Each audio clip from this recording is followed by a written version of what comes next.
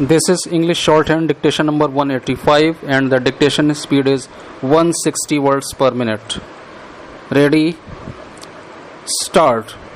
There is no doubt that we live in a world that has seen exponential progress when it comes to the digital enablement of our lives.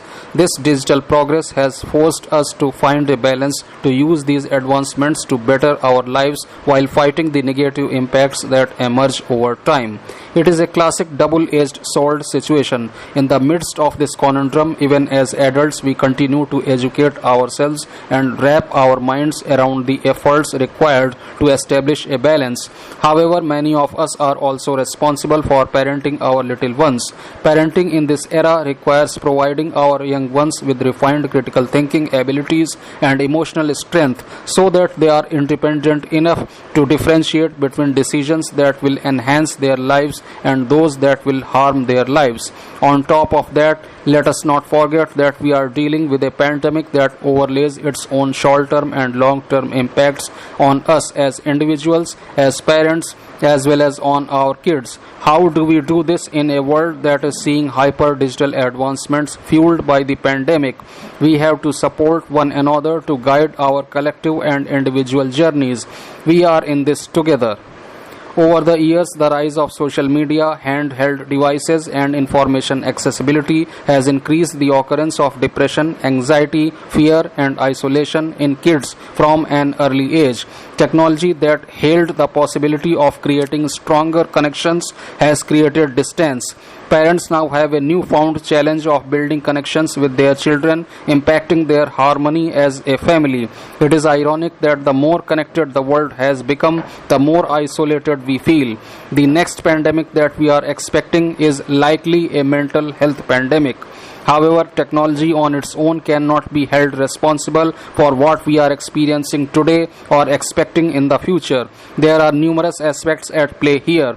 Evidently, it is firmly believed that there is a significant negative impact on children and teens due to the excessive use of technology as investigated by several researchers and data published in renowned journals.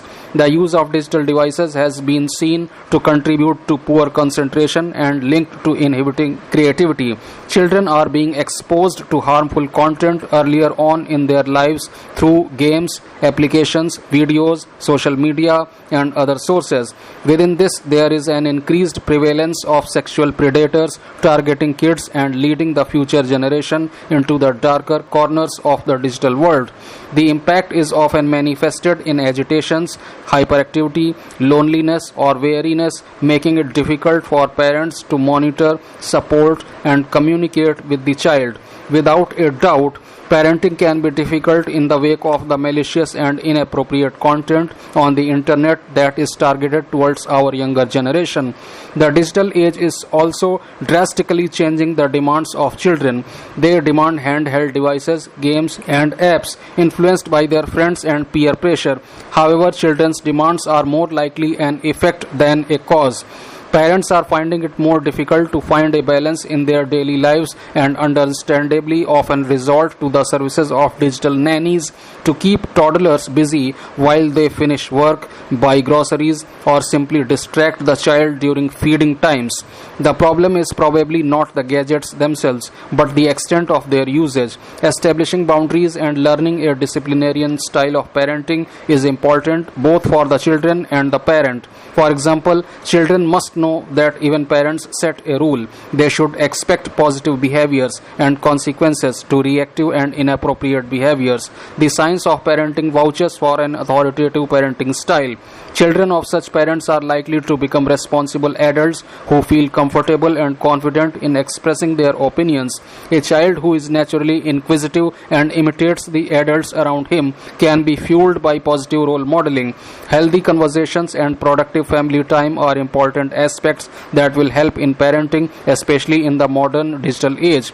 Parenting styles are influenced by several factors. Each parent and family use a set of strategies to control and manage their children's behavior. Parenting styles can be influenced by the changing socio-economic factors, cultural and religious practices and differences, personal characteristics and psychological factors, and exposure to the digital world.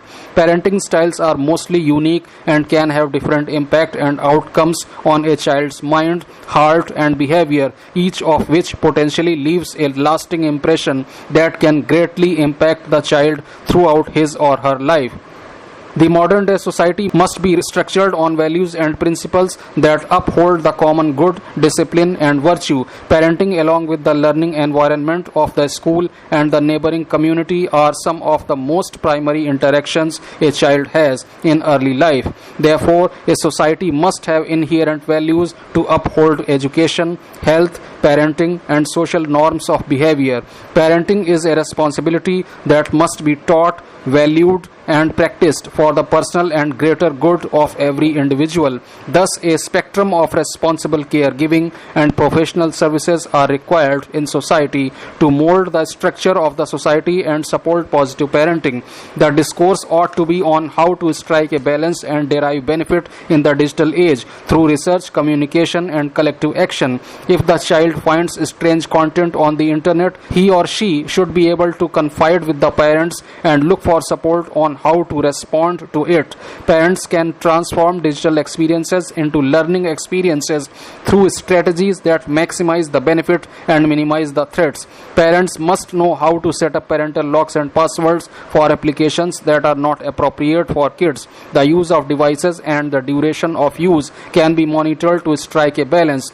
Parents can also engage with the child while using digital devices to talk about the value of time spent in learning, exploring, and interacting with the world through devices. The real matter at hand is to think of children as active citizens in the digital age who will use the devices and internet to influence their perceptions of the world around them. Thus, our time is in need of family programs and initiatives. Policies and programs structure the society and can support parents through their parenting journeys. State legislation and provisions must offer a comprehensive structure inclusive of health, safety, and education infrastructure, as well as policies that empower economic independence and stability for families and children. When e-learning made a splash in the educational sector, many people thought that it will dispel the needs of a real teacher. Maybe that is why many were hesitant to give it a shot, go online and try e-learning methods to teach. Then came the pandemic. So the summer breaks in India turned into an online teaching workshop for teachers across the nation and outside it too.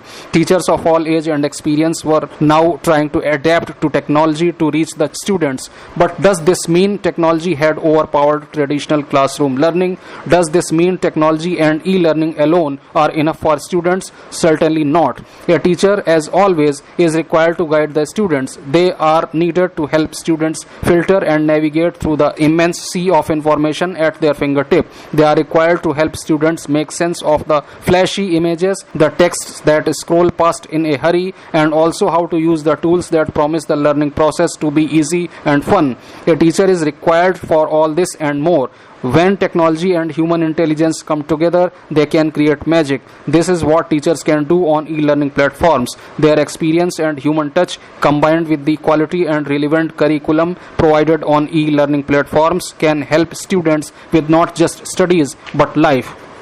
The digital divide in India's school education system has come to the fore during the coronavirus pandemic. It is reflected by the absence of computers and the internet access on campus. Physical infrastructure has traditionally meant good buildings, playgrounds, libraries, and access to water and toilets. But the advent of hybrid learning, even ahead of the coronavirus crisis, has made essential online access and computers key adjuncts to make the learning process more engaging. During the pandemic, it became painfully evident meant that most students had to rely on remote learning, but many faced the double jeopardy of not possessing their own computing devices and smartphones at home, and their schools remaining in the dark without such facilities. In remote areas, particularly in the northeast, many had to travel closer to mobile phone towers to access the internet on shared phones to get their lessons. The latest data confirmed that a mere 22% of schools across the country on average had internet access,